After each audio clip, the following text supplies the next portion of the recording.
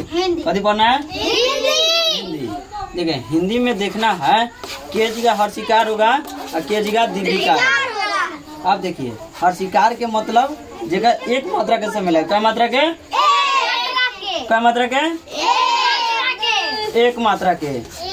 और जे में दो मात्रा के समय लगे जो कथी हो गए? कथी हो गए? कथी हो गए? दीर्घिकार हो गए। कथी हो गए? दीर्घिकार।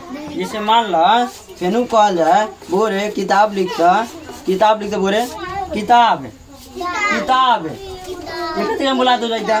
जैसे मान लो रवि एक जगह में एक मात्रा के। जैसे मान लो निशा एक जगह में बुला तो जाता कि ना? हाँ एक जगह में। जैसे मान लो ये बोले दीर्घिन के मीना मीना वैसे शीला